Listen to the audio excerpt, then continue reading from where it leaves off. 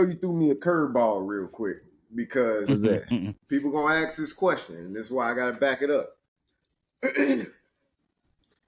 Now, when you say the plant is going to show you its sex, I'm thinking I already picked the sex when I got feminized seeds.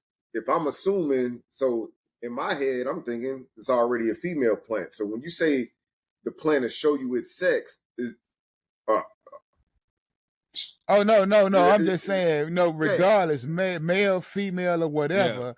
After regular a certain seeds. a certain period of maturity, even feminized seeds, it doesn't matter. Once it gets to a certain level of maturity, it's gonna show you, what I am. I'm a girl or a boy. Okay. It don't matter what kind of seeds you got. It just when they get big enough, again with humans, 13-year-olds, you're gonna have little boobies.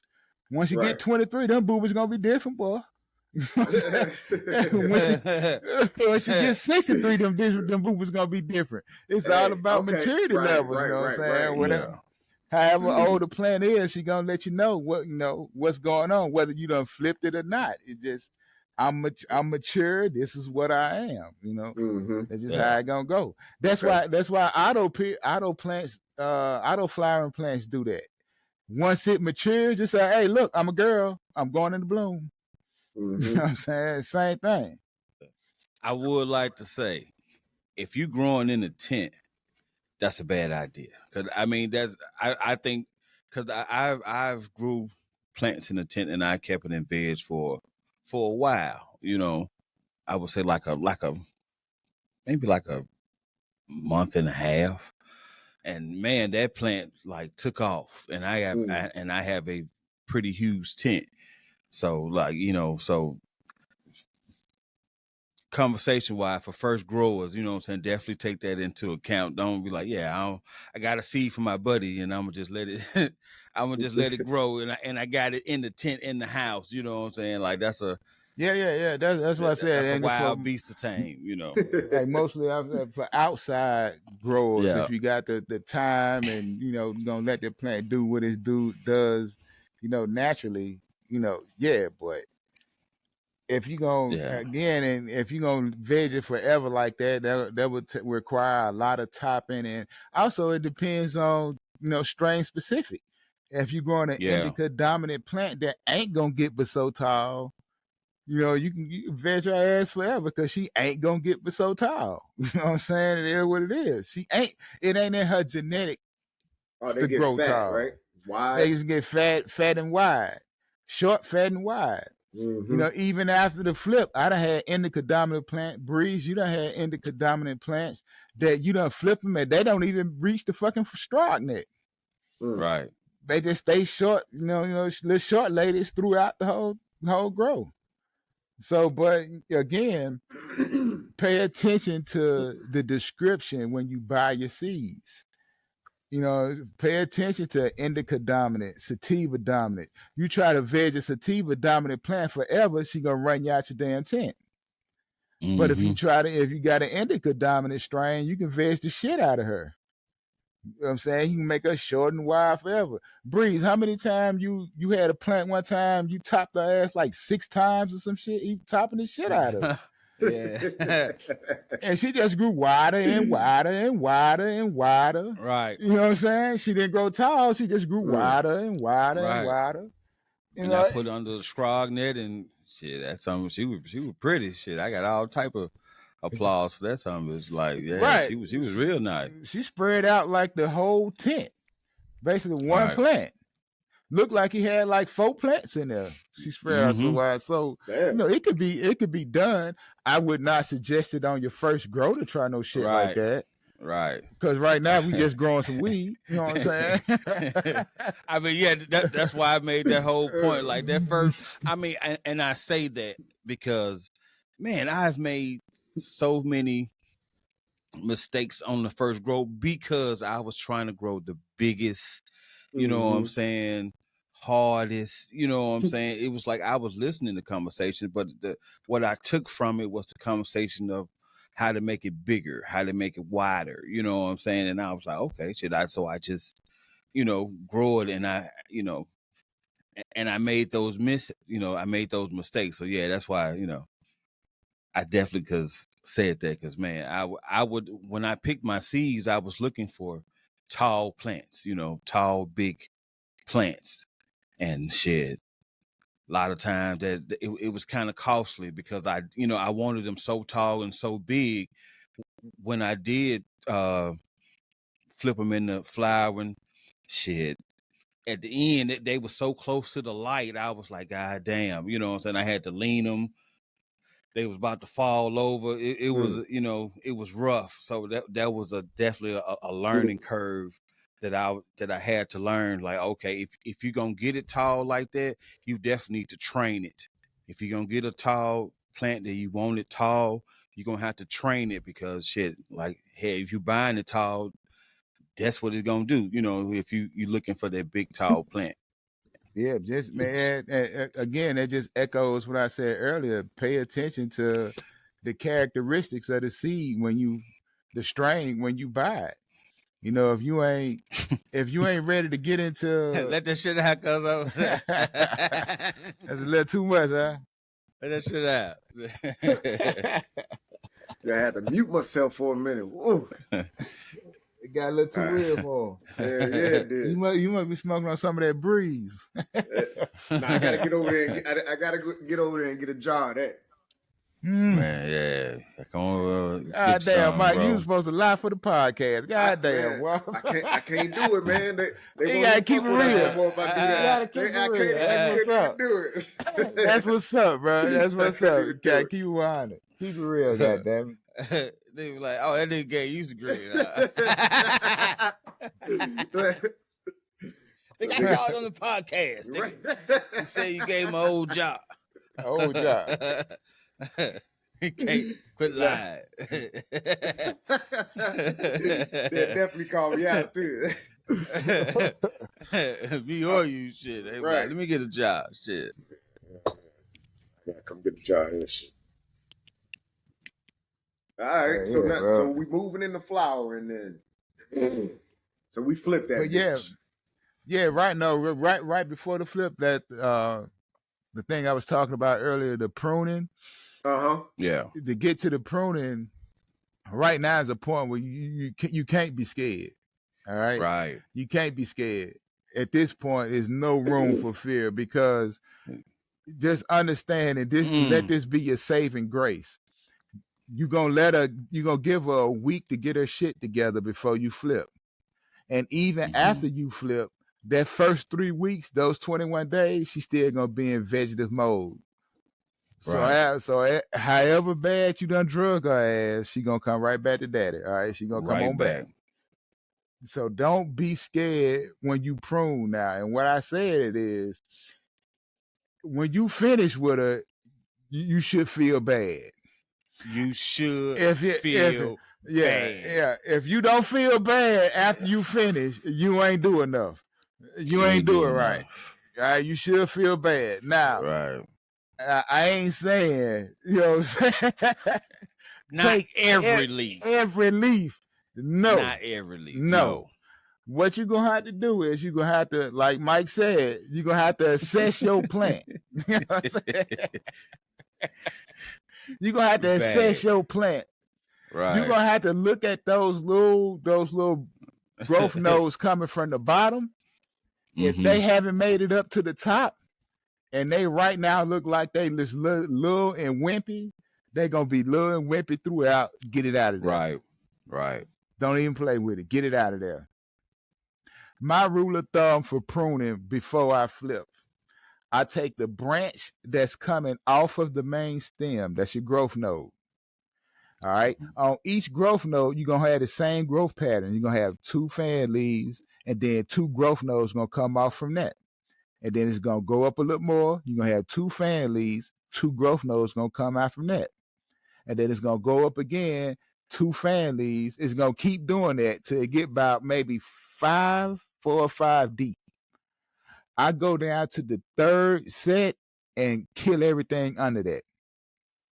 So start at the top of your plant and count. It's going to have 2 fan leaves and 2 nodes coming out of the middle of the fan, where the fan leaf and the branch connects, it should be a node coming out of that. That's your growth node. That's where the weed gonna grow. That's the important shit. So you count that as one. And then you go down the branch, you're gonna see the same thing. You count that as two. Now, some people kill everything under two. I cut off everything under three. And I do that because I'm pruning enough where I'm getting enough light penetration to make it down in my canopy. All right. If you're not gonna get the light penetration, you need to kill everything under the second node because it's not gonna get any light anyway. And the little light it's gonna get, it's not gonna produce the bud that you wanted to produce. Now, understand this whole plant is genetically sound all over. The bud at the top that's rock hard, fat, crystally like you like it, is gonna have the same genetic as the little wimpy piece of shit at the bottom that didn't get no light. All right, same genetics, same shit in each plant. One of them just gonna one in each part of the plant, I should say. One is gonna be more developed than the other. That's the only difference. That's the only difference. Because that one at the bottom did get light and air, those trichomes might not be as developed as the shit at the top. At the bottom, they might be just clear crystal trichomes, not ready to harvest. At the top, they milky white and amber. Right. But genetically, it's the same shit. All right. So the cannabinoids in it and all the terpenes, all that should be the same. It's just the outside and appearance is what's gonna be fucked up. I don't like that shit. I get rid of that. You know what I'm saying? That's a waste for me. You know what I'm saying? That little airy shit, it's a way. Ow. Take the time to trim. All it's only good for me to make butter with. Butter and coconut oil, infused oils and shit like that. That's what I use that for. And I'm hot that I got that much.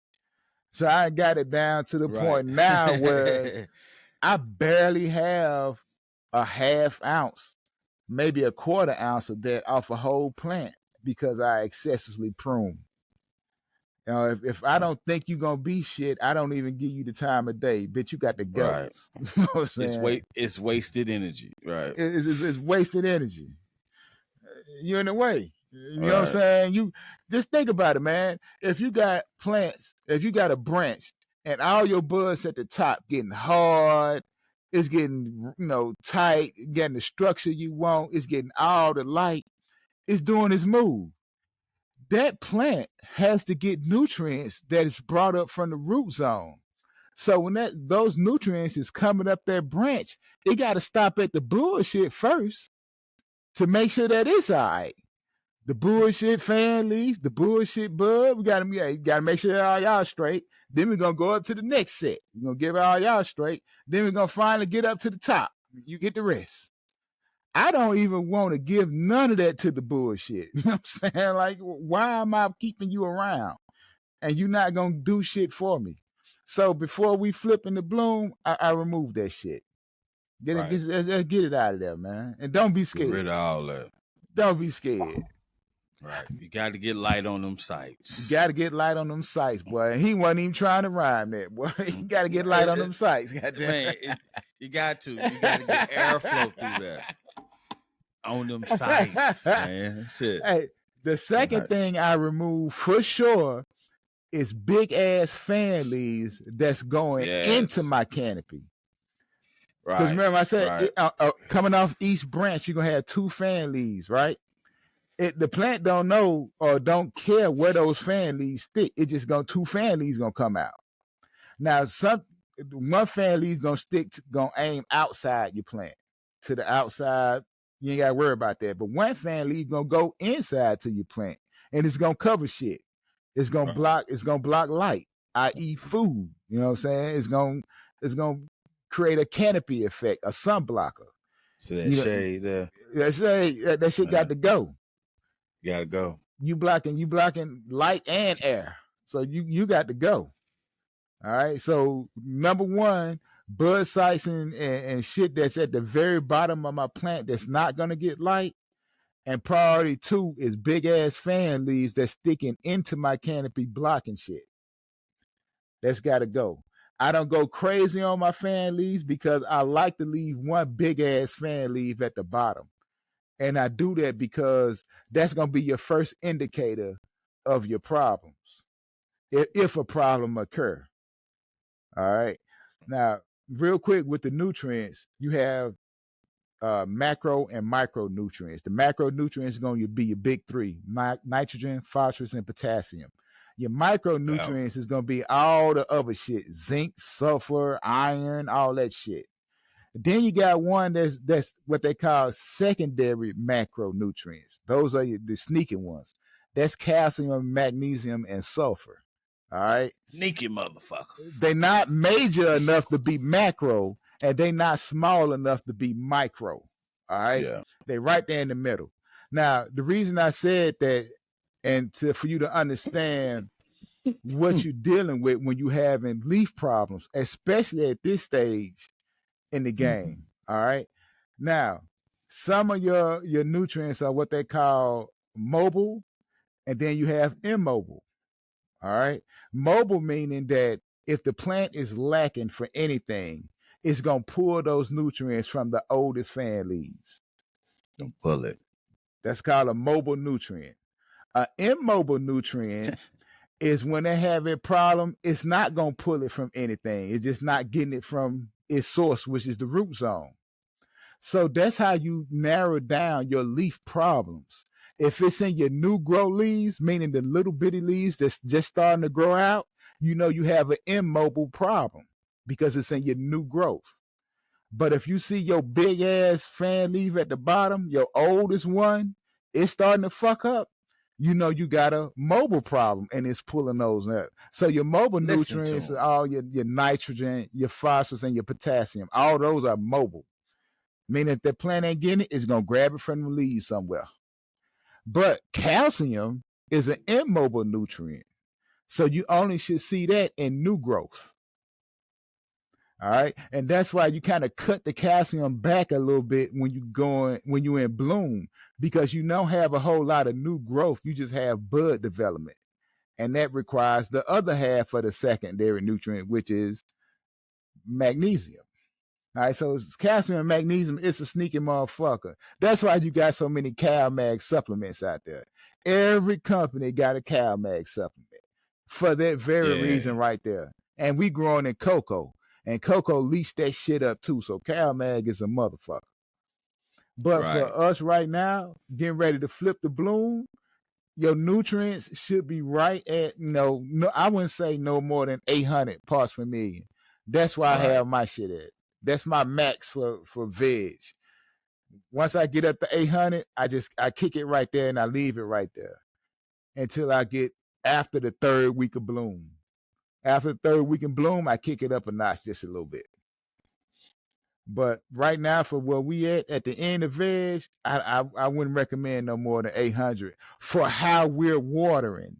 Now, you got some motherfuckers out there, hey, if you watering once a day, you know what I'm saying?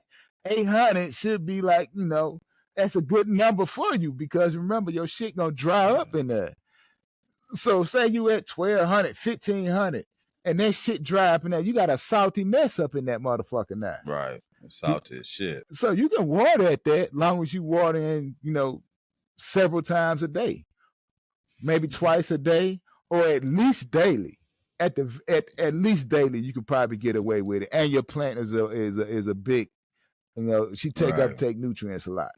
Right. And you checking your ppms and shit. Right. Well. So you checking your ppms, you gonna know.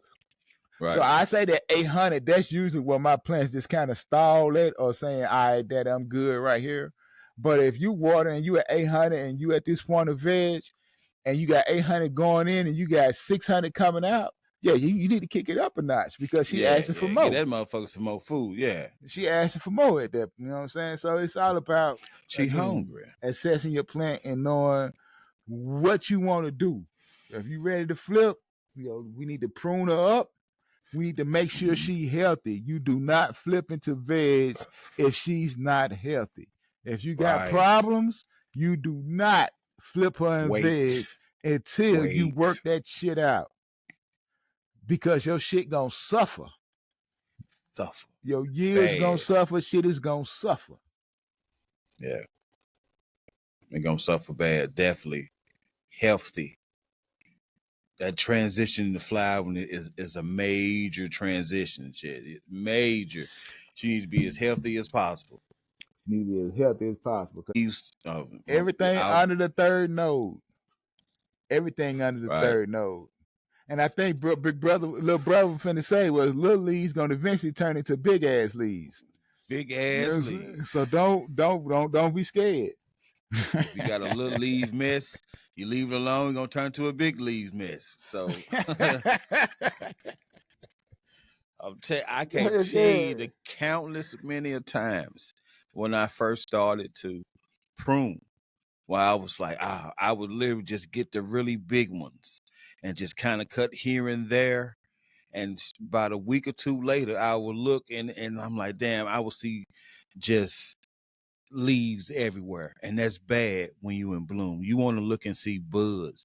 You want to see your bud sites. You want to see the light needs to hit that. So if you're looking in your canopy and all you seeing is leaves, no. nah. You experience is the best teacher, but we're trying to tell you this so you won't have this experience. If you let that go, and let's just say, you was kind of hesitant with that. Your buds need that light to develop. So if it's covered, it's going to be underdeveloped. That's basically what's going to happen, and you're going to have underdeveloped buds, and you don't want a lot of underdeveloped buds. Me, what the way I know if I've pruned enough is by the third week of bloom. All right, so I'm jumping ahead just a little bit here, real quick, just to make a point. Yeah. The first 21 days of bloom is still like in a vegetative state. So a lot of people prune at different times during those 3 weeks. All right. Some people, when I started, I was under the impression the rule of thumb was to trim or prune after the third week of veg. I mean the third week after the flip.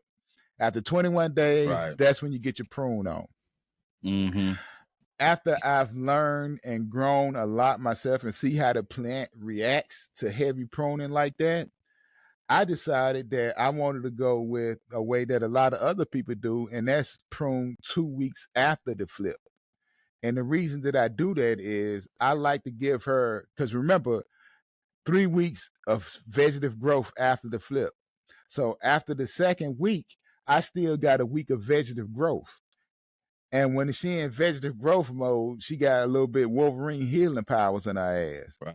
She got some bounce back. So I like to prune after the second week to give her that third week to get her shit together going into bloom, the rest of her bloom cycle. Because after the third week, it's all about bud development at that point. And if you've pruned correctly before the flip, you shouldn't have that much to cut. Right. You know what I'm saying? So I always say you prune and veg before the flip as maintenance. You get her looking how you want her looking. And then you prune 2 weeks after the flip just to keep it up. You know what I'm saying? To pretty her up. Get her right. Right. You know what I'm saying? So you get rid of everything you don't want during veg because you know she gonna bounce back. And then in bloom, when she only got a week to bounce back, you're not cutting as much. I don't like the heavy prune at that point. Right. And I do that, and I accomplish that by pruning throughout veg. Man, you can prune throughout the veg cycle, man. Right. It's gonna come right back. It's gonna come right back, man. You're gonna be amazed of how much you cut off, of how much you're gonna grow back so fast, so quick. But like it's in veg, that's what it's gonna do. But during this time, you're gonna have to get that. You're gonna have to clean it up. You're gonna have to get that air and that light gonna have to get through there. You're gonna have to. And the whole saying, growing like a weed, when it's in veg, yeah, it's gonna grow like a weed. God damn it, is that bitch hard? She like Steven Seagal. She hard to kill at that point. Hard, and through personal experience, I done had times where I done had to spend.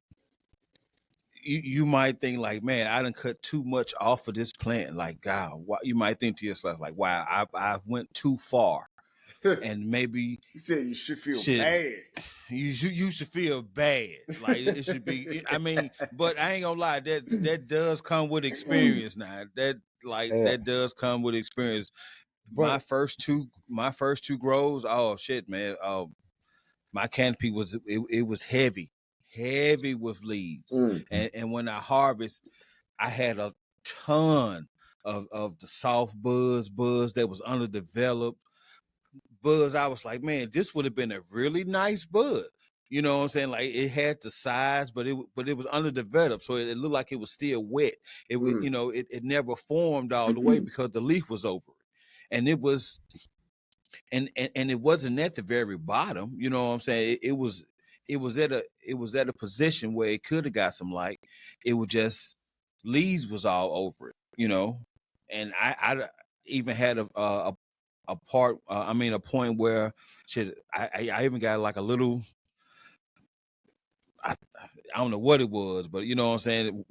When I moved the leaves, it was water there. Because those leaves gonna hold that moisture. oh yeah, So I, that condensation, yeah. man. it's gonna be water there. So you might like, damn, why is my humidity so high? Yeah. And you let the plant get to a certain point, it's gonna be harder and harder to remove those leaves. Harder So and at harder. this point, it's easy.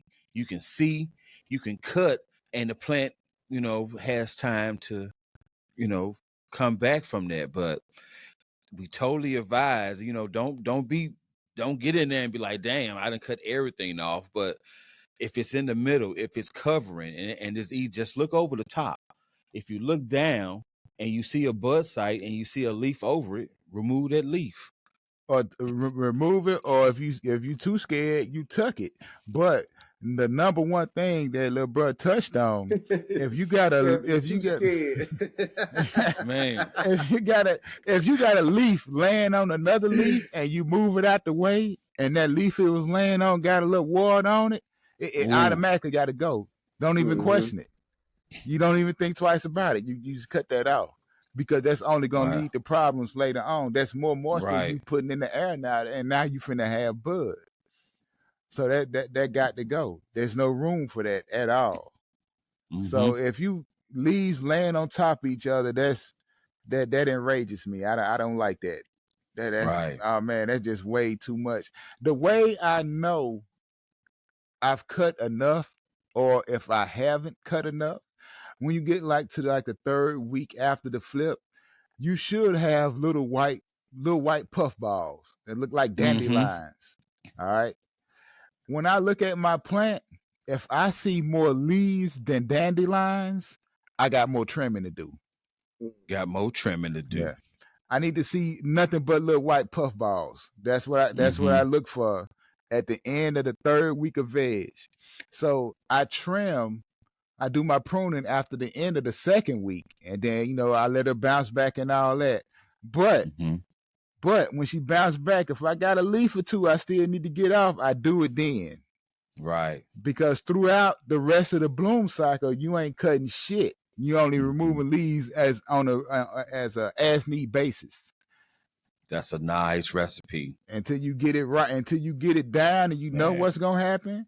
I'm an excessive pruner. All right, I stay on them. I prune from goddamn it start to finish. Man. But I know what the fuck I'm doing, and I'm 100% confident in my nutrient game. I know I got healthy ladies. Right. You know what I'm saying? I know. But I guarantee you this, and everybody who I've taught how to grow, when you prune that first time, you're not gonna prune enough, and you're gonna always think that I'm pruning too much. Always. That's gonna be the first thing. I'm like, all right, I can't take this much. I can't take this much, and that's cool. And that's cool until you grow and you see the reactions of the plant after you've pruned, after you've excessively pruned. Man, that experience is gonna be it's the mother of all teachers. But trust me, when you prune right before you flip, you're gonna say, okay, that's enough. That's enough. I took too much. You ain't took enough. But it's all good, man, because it's growing. It's all growth. It's all growth. Because once you flip her, and after that, depending on how you want to do it, if you want to prune again after the second week, or if you want to prune after the third week, or if you completely fucking shook and don't want to prune at all, you're gonna look at it and go, damn, I should have I should have cut a little more than I did. God damn. Damn. That was exactly what I was saying. Damn. I should have cut a little more, because you're gonna have a whole bunch of fan leaves that are completely fucking useless at this point. I mean, they good for photosynthesis and they storage banks, but right now you should be, if you're on top of your your runoff and all that, you should be good. You shouldn't have to worry about it.